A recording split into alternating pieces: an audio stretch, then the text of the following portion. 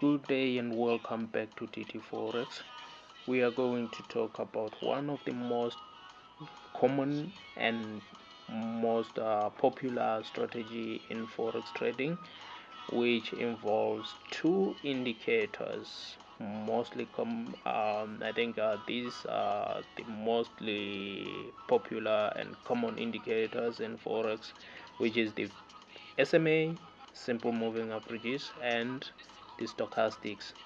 Now, the settings for these indicators, well, it all depends on your trading style, but I really prefer the 55 period moving averages, and my stochastics, I prefer the 833. Now, it all depends on your own trading style, how you prefer it, because like when I use the moving averages, I'm not looking for anything fancy. I am just looking to filter the trend just to see the sentiment of the market at that particular time. Excuse me. Ooh, okay. Um, as for the stochastics, I use the 833 because it doesn't do anything in particular. It is just to gauge like for a retracement. I just want to estimate where a certain retracement could possibly end. So that is what I use the stochastics for. Now, let us quickly look at the rules of this strategy. The rules goes as follows. For buy trades, if you want to take some long trades, you want to see the market being above the 55 period moving averages, whichever period moving averages, either is the 200, the 100, or the 500, or the 1000 period moving averages, whichever you prefer, the market must be above that period, that moving averages. Now, the stochastics must be oversold. By oversold, I mean it must be below 20. For short trades, if you want to sell the market, you must sell the market when it is trading below the 55 period moving averages, or whichever period moving averages you are using, the market must be low. And then the stochastics must be overbought, which means it must be above 80. Now, with this strategy, most people uses it, and it turns out to be much more profitable than it is for me. I just don't know why, but not that it's not profitable for me. I think I just have an issue regarding the fact that you are going to miss a lot of good trades when you trade this strategy based on the rules we just said. These are the most common rules that are employed by most traders around here. I have someone, he's my friend, who uses these rules and he's making a killing out of the market. But now my problem with this strategy is that you tend to miss a lot of trades, good trades for that matter. For example, when a market is trending strongly to the upside, the stochastics rarely gets oversold.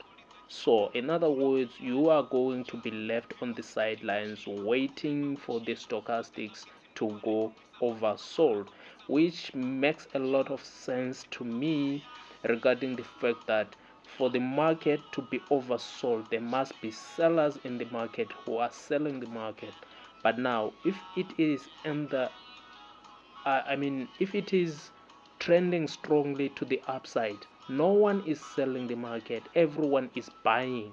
So then you will be expecting the market to be oversold in an uptrend, in a buyer's market. It doesn't make sense. The same happens when the market is going down. It is trending strongly to the downside, which means there are a lot of sellers in the market, so you can't expect the market to be overbought when everyone is selling. Now that is the reason why you are going to miss a lot of trades. You can go back in history and backtest this. You are going to see how many trades you are going to miss whenever the market is trending strongly. For example, I just highlighted a few examples of a market that was strongly trending and you couldn't even take a single trade. Let's just look at this example here. The market is below the 50 period moving averages, I mean the 55, and then you will be waiting for the market to go oversold, so that, I mean overbought, excuse me for that. You will be waiting for the market to go overboard for you to enter that trade. But look at how the market doesn't even go near the overbought zone. It is because everyone is selling this market, no one is buying, so it can't go overboard if it's not being bought. And then right here it goes into the buyer's market. Now you can't enter the trade because it has broken above the 55 period moving averages. Now you will be waiting for the market to go oversold while everyone in the market is buying, and that doesn't happen. For the entire move you are left on the sideline waiting for the market to go oversold when everyone is buying. Now by the time it goes oversold right here, you are looking to buy. Now you buy, it doesn't give you much just because everyone has already bought. It goes oversold for you to enter the market, but the move is already done. You are too late. Now here is how I tweaked this setup into something much more, how can I put this, it is much more tradable and you won't have to miss a lot of moves in the market. You won't miss a lot of trades. Instead of having these oversold and overbought zones, what I did is I just put a 50 level on my stochastics.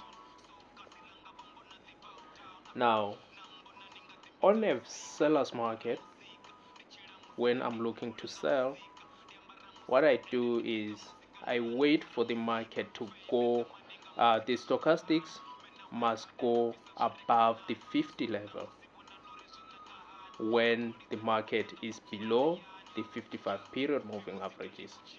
If it does that, I am looking for a very good point where I can enter the market. A crossover of the stochastics when it is above the 50 level and the market is below the 55 period moving averages is very good for me. For example, right here I could have went short, and then right here I could have went short. Same as in the buyer's market, when the market is trending up, you just look at the stochastic. If it is below the 50 level, when the market is above the 55 period moving averages, you will be looking for buy trades. Like right here, when it crosses back, you just take your trade. So you are not going to miss a lot of trades.